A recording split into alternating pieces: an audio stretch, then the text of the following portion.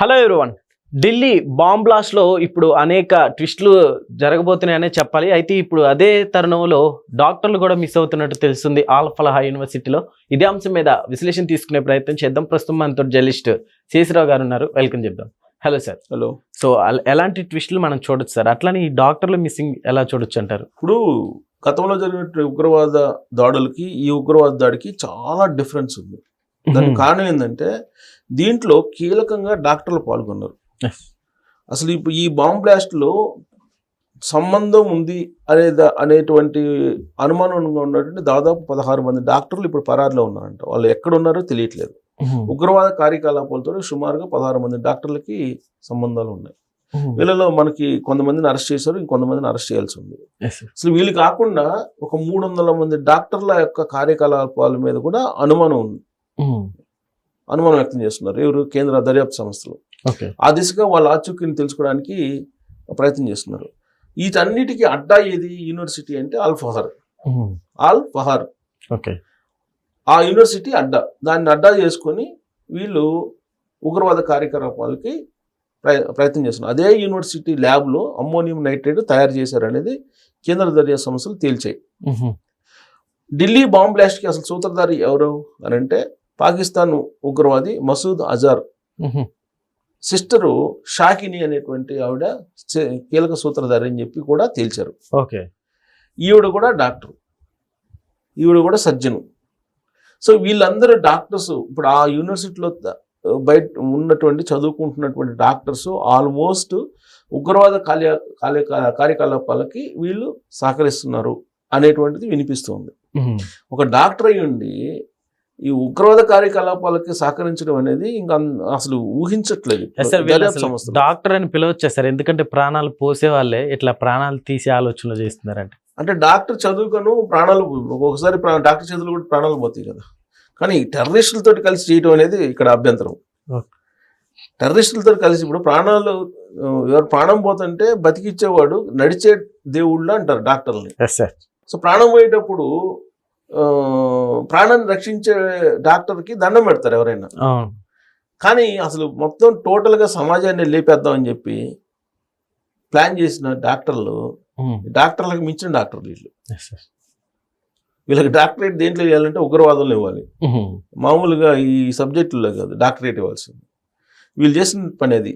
అల్ ఫహార్ యూనివర్సిటీలో జరుగుతుంది అది. ఆ యూనివర్సిటీని ముందు అసలు బ్యాన్ చేయాలి. అసలు ఫస్ట్ ఆ యూనివర్సిటీ చేసేది ఏంటి? అసలు ఆ యూనివర్సిటీ ల్యాబ్లోనే అమ్మోనియం నైట్రేట్ తయారు చేసినట్టు దర్యాప్తు సంస్థలు చెప్తున్నాయి. దీన్ని తగ్గట్టు రెసిన్ ఎలా తయారు చేశాడు? మొహిద్దీన్ అనేటువంటి హైదరాబాద్ డాక్టరు చైనాలో చదువుకొని వచ్చి ఇక్కడ ఆన్లైన్లో ప్రాక్టీస్ చేస్తూ అతను రెసిన్ అనేటువంటి పదార్థాన్ని పెద్ద ఎత్తున తయారు చేశాడంట. దీన్ని ఎక్కడి నుంచి తయారు చేస్తాడంటే ఆముదాలు. ఇప్పుడు మనకి తెలుగు రాష్ట్రాల్లో ఆముదాలు విస్తృతంగా ఉంటాయి. ఆన్లైన్లో బుక్ చేసినా కానీ ఆముదాలు ఎన్ని కావాలంటే అన్ని తెచ్చిస్తారు. దాన్ని బాగా క్రిస్పీగా ముద్దగా చేసేసి దాంట్లో ఇవి కొన్ని పదార్థాలు కలుపుతారంట. అవి తింటే అంటే డైరెక్ట్గా తింటాం కాదు. అది తీసుకెళ్ళి వాటర్లో కలిపినా లేదా ప్రసాదంలో కలిపినా ఏ రూపంలో దాన్ని తిన్నా కానీ 72 గంటల్లో చనిపోతారంట. మ్యాక్సిమం 72 గంటలు. మామూలుగా అయితే యావరేజ్ అయితే 24 అవర్స్లో చనిపోవడం, లేదంటే ఇంకొంచెం బతికితే ఆరోగ్యవంతులు అయితే 72 గంటలు. ఖచ్చితంగా 72 గంటలు చనిపోవాల్సిందేనంట. ఇప్పటి వరకు ప్రపంచంలో అది తిన్నటువంటి వాళ్ళు బతికటానికి మెడిసినే లేదంట. అలాంటి భయంకరమైనటువంటిది రెసిన్ అనేటువంటిది. ఇప్పుడు ఇది బయటకు వచ్చిన తర్వాత రెసిన్ కోసం అందరూ గూగుల్లో సెర్చ్ చేసే వాళ్ళ సంఖ్య ఎక్కువైందంట. ఎందుకంటే ఈ మధ్యకాలంలో మనం సూసైడ్ చేసుకోవాలి ఎలా అనేది సెర్చ్ చేసేవాళ్ళు, భార్యని ఎలా చంపాలని చెప్పి గూగుల్ సెర్చ్ చేసేవాళ్ళు, అలాగే అత్తని ఎలా చంపాలి, రీసెంట్గా వచ్చింది కదా, అత్తని ఎలా చంపాలని చెప్పి సెర్చ్ చేసేవాళ్ళు. ప్రతిదానికి గూగుల్ తల్లిని అడుగుతున్నాం కదా, గూగుల్ చెప్తుంది. లేదంటే యూట్యూబ్ని అడుగుతున్నాం, యూట్యూబ్లో వీడియోస్ ఉన్నాయి. వీళ్ళని కూడా మనం ఉగ్రవాదులు అనే పిలవచ్చు సార్? ఎందుకంటే ఉగ్రవాదులు అంటే కాస్త కూస్తో చదువుకోకు వాళ్ళు ఇచ్చే డబ్బుకి లభ్యపడు అట్లా చేస్తూ ఉంటారు. బట్ వీళ్ళు జాబులు చేస్తూ కూడా ఇట్లా చేయడాన్ని ఎలా చూడొచ్చు అంటారు? ఇప్పుడు వీళ్ళేంటి, ఫస్ట్ ఎవరినైనా వాళ్ళు ట్రాప్ చేస్తారు. ఎవరు ఉగ్రవాదులు ట్రాప్ చేస్తారు యూత్ని. ఇప్పుడు యూత్ లో ఉన్నటువంటి వాళ్ళకి వాళ్ళకి ఒక ఫ్రెండ్ లేదంటే ఒక మంచి మనిషి దొరికినప్పుడు ఖచ్చితంగా అట్రాక్ట్ అవుతారు. ఇప్పుడు ఎవరో ఇప్పుడు వాళ్ళు చదువుకుంటుంటారు, అక్కడ ప్రాక్టీస్ చేస్తుంటారు. జనరల్గా మనిషి అన్న వాళ్ళకి అవసరాలు ఉంటాయి. ఈ అవసరాలు తీర్చేటువంటి వాడు కనిపిస్తే వాడు భగవంతుల్లానే కనిపిస్తాడు కదా. ఆ తర్వాత కొన్ని రోజుల తర్వాత వాళ్ళ అసలు స్వరూపం బయటపడుతుంది. ఈలోపు వీళ్ళిద్దరి మధ్య ఫ్రెండ్షిప్ బాగా మెర్జ్ అవుతుంది. ఆ ఫ్రెండ్షిప్ లో నేను ఇది చేశాను కాబట్టి నువ్వు ఇది చేయలేవా అని చెప్పి అడుగుతారు. ఇప్పుడు ఆ వయసులో డబ్బు ఇచ్చేవాడు అంటే ఏదైనా చేసేవాళ్ళు చాలా మంది ఉన్నారు. అయితే ఇక్కడ ఒక స్టేట్మెంట్ ఏంటంటే, చాలా మంది ఇచ్చేటువంటి స్టేట్మెంట్ ఏంటంటే, ముస్లిమ్స్ అందరూ ఉగ్రవాదులు కాదు, కాకపోతే ఉగ్రవాదులు అందరూ ముస్లిమ్సే. అంటే ఏంటి? ఇప్పుడు ఉగ్రవాదులు ఇప్పుడు బాంబ్ బ్లాస్ట్ చేసినటువంటి వాళ్ళని పట్టుకున్నారు అనుకో, దాంట్లో ఉండేది ఎవరు? ముస్లిమ్సే కదా, వేరే వాళ్ళు ఎవరు లేరు కదా. అవును సార్, అవును.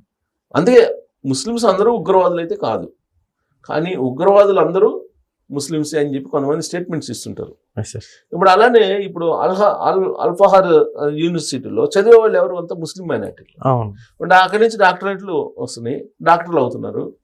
సమాజాన్ని చంపడానికి ఏ విధంగా సంపచ్చు అనేది రెసిను, అలాగే అమ్మోనియం నైట్రేట్ ఎలా తయారు చేయాలి, ఇలాంటివన్నీ కూడా వాళ్ళు అదే రీసెర్చ్ లో ఉన్నారు. సార్, అది ఆల్రెడీ ఎప్పటి నుంచి యూనివర్సిటీ రన్ అవుతూనే ఉంది. ఇప్పటికి ఎంతో మంది డాక్టర్లు కూడా బయటకు వచ్చారని వింటున్నాం సార్.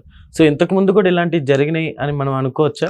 ఇంతకుముందు ఇంతకుముందు ఈ రెసిన్ లేదా అమ్మోనియం నైట్రేట్ తోటి ఇప్పుడు బాంబులు తయారు చేయడం, బ్లాస్ట్ చేయడం ఇవన్నీ జరుగుతున్నాయి. కానీ రెసిన్ అనేది కొత్తది. ఇప్పుడు రెసిన్ అనేటువంటి దాని ద్వారా సామూహికంగా మొత్తం భారతదేశంలో ప్రజలను లేపేయాలని చూశారు కదా. ఇప్పుడు అది పెద్ద పెద్ద ట్యాంకులు వాటర్ ట్యాంకుల్లో కలపడం, లేదంటే ప్రసాదాల్లో పెట్టడం, ఇలా సామూహికంగా చంపేయాలి, మారణహోమం సృష్టించాలని చెప్పి ప్లాన్ చేశారు కదా. గతంలో ఎప్పుడు ఇలాంటి ప్లాన్ చేసినట్టు దాఖలాలు లేవు. ఏదో December 2న మొత్తం ఉత్తరప్రదేశ్, హర్యానా, కాశ్మీర్ ఇక్కడ సిరీస్ ఆఫ్ బాంబ్ బ్లాస్ట్ చేయాలని చెప్పి ప్లాన్ చేశారని చెప్పి ఇప్పుడు లేటెస్ట్ తెలుస్తుంది.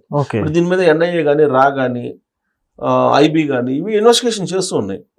ఇప్పుడు వాళ్ళు నిరంతరం కూడా ఉగ్రవాదులకు సంబంధించిన కదలికలను వాళ్ళు ఎప్పటికప్పుడు ఐడెంటిఫై చేస్తుంటారు.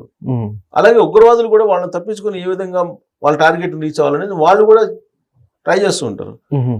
టామ్ అండ్ జెర్రీ ఇలాగా గేమ్ ఆడుతుంటుంది, వీళ్ళిద్దరి మధ్య గేమ్ నడుస్తుంటుంది. కాకపోతే నిఘా వర్గాలు కొంచెం ఏమాత్రం అలక్ష్యం వహించినా కానీ ఇప్పుడు ఢిల్లీ లాంటి బాంబ్ బ్లాస్ట్ జరుగుతుంది. ఇప్పుడు ఢిల్లీ బాంబ్ బ్లాస్ట్ లో జరిగిన తర్వాత మొత్తం విచారిస్తే కనుక మొత్తం నెట్వర్క్ బయటపడింది కదా, టోటల్ నెట్వర్క్ బయటపడింది. తర్వాత భవిష్యత్తులో వాళ్ళు ఏం చేయబోతున్నారు కూడా బయటపడింది. దీనికి కారణం ఏంటంటే, ఒక పోస్టర్ జమ్మూ కాశ్మీర్ వేసినటువంటి ఒక పోస్టర్ మీద కర్నూలుకు సంబంధించినటువంటి ఒక ఆర్మీ సంబంధించినటువంటి ఎస్పీ అక్కడ ఆయన మొత్తం దీని మీద ఇన్వెస్టిగేషన్ చేసినప్పుడు ఈ మొత్తం క్లూస్ అన్ని బయటకు వచ్చినాయి. అదే ఆయన నిర్లక్ష్యం చేసి ఆయన పెద్ద పడుచుకోలేదు అనుకోండి, వాళ్ళ పోస్టర్ కదా ఏముందని ప్రమాదం జరిగి ఉండేది. సీరియస్ ఆఫ్ బాంబ్ బ్లాస్ట్ జరిగింది. ఆ మాత్రం ప్లాన్ చేశారు. ప్లస్ రెసిన్ కనుక మీకు డ్రింకింగ్ వాటర్ ఇస్తే కొన్ని వేల మంది చనిపోతారు. అసలు వాళ్ళ టార్గెట్ ఏంటి? సామూహికంగా భారతదేశంలోని సమాజాన్ని చంపేయాలనేది కదా రెసిన్ అనేది. ప్లస్ ఆముదాలు ఇప్పుడు మనకి భారీగా లభిస్తాయి ఆముదాలు మనకి. సో ఈ ఆముదాలని విషయంగా ఉపయోగించవచ్చు అనేది ఇప్పుడు సమాజంలోకి వెళ్ళిపోయింది.